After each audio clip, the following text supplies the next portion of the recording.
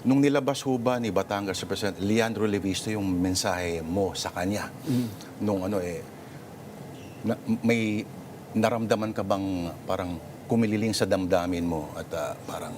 Wala naman po, except that that is supposed to be a private conversation, na it's a conversation between the two of us. Pero ginawa po niya yun, that's his choice na gawin yun. On my end, wala naman pong repress sa akin because nung pinadala ko yung mensahe na yun, that is a sincere message at that time. That was August 2025. August 2025. Isang taon, 1 year po. Biruin mo, no? How things have changed. Wala sa isang iglap. Pero, tinawag ka niyang mentor. Well, to a certain extent, totoo naman po yun. They made consultation sa akin, yung pagtakbo niya, politically. Siguro because yung experience po natin with yung mga political, and even the mother, tinutulungan po natin na sa mga laban niya.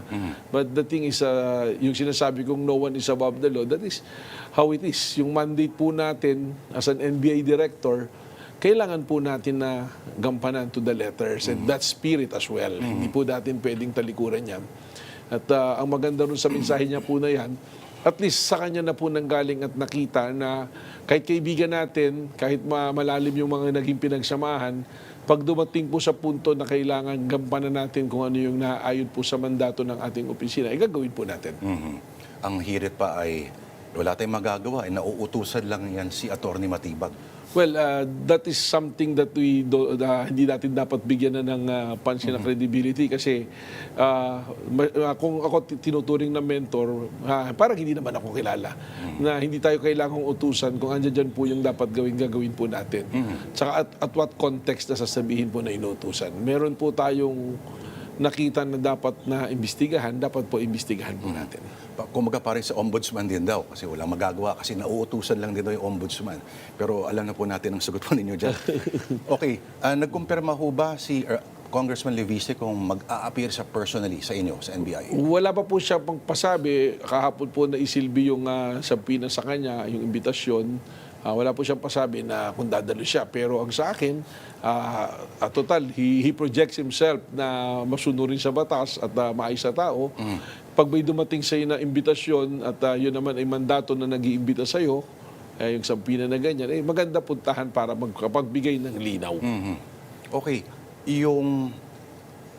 ito pong nangyaring entrapment sa isang hotel po, may mga nadagdag pa hubang mga ebidensya na maari pong direktang mag-ugnay sa kongresista doon sa alleged plot? May allegation sa kanila, akusasyon sa kanilang dalawa ni Kong Jing Paras, ay hindi naman totoo yung sinasabi, dapat papanagutin po natin. Hindi po natin dapat ito palagpasin. Ngayon, sa tanong po nyo kung ano na dagdag na ebidensya, sa ngayon po, ang hawak nating ebidensya, yun pong testimonya, sworn affidavit po nung based on the investigation, nitong atin pong tinatawag na talent manager, tsaka po yung babae na nagbigay din ng sariling salaysay. At yung text exchange po ni Congressman Jing Paras kay doon po sa tao, doon po sa tinatawag natin na talent manager. Tinatanong namin yung mga reporter namin kung ito bang talent manager na to, pag binanggit ang pangalan niya ay kilala na sa industriya? Mukhang kilala po. Mukhang kilala dahil katunayan kahapon ginamit pa nga po yung pangalan ng isang parang production outfit siya na kilala na may platform din po ngayon sa social media na allegedly may pinapadala na malaking halaga, nagkunyari pa na abogado doon sa tao na to, itong talent manager. When noon na-check namin, hindi naman pala totoong may nagpapadala at hindi rin totoong abogado yung nagpapadala. So, ibig sabihin, there are persons already interested dito sa tao na to. Kaya lalong dapat nating bigyan linaw. At sana tulungan po tayo ni Congressman Leviste na liwanagin itong usapin na ito. Yung paglilinaw lang po, attorney, yung una kamo na sinusurveillance na ng NBI itong taong to, primarily for human trafficking talaga. So, kumbaga, aksidente na lang na lumabas yung plot. That's correct. Tama po. Ilagay po natin sa tamang konteksto. Kasi nagkaroon ng parang mix-up na sinasabi na yung 5 babae ipapain dapat kay Executive Secretary. Grabe naman, 5 talaga agad. Pero hindi po ganun. Ang nangyari po dito, itong talent manager is already on the radar po na minamanmanan po ng NCR namin, ng STG. So nung minaman Ano po siya, STG, sorry? Special Task Force Group po yan ng NBI, parang nagmo-monitor po ng ganyan.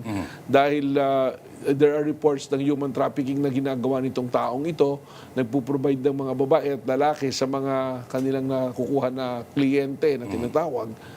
So nung nakapagkasa po ng entrapment operation sa isang hotel nga dyan sa Manila po, at natanggap na yung pera, naka-body-worn camera naman po lahat ng ahente namin, nung hinuli na siya para i-book na, imbestigahan for human trafficking, gagawin po ng proseso, nagsalita sila bigla na kung may kinalaman ba ito sa gagawing plano nila, kay Senator Alfredo pa yung sabi. So actually, yung babae nga po, there is a interview na nagpapasalamat siya kasi parang naiipit siya nun sa gustong ipagawa nito ni Congressman Jing para sa kanila na character assassination. Yung po yung term na ginamit po.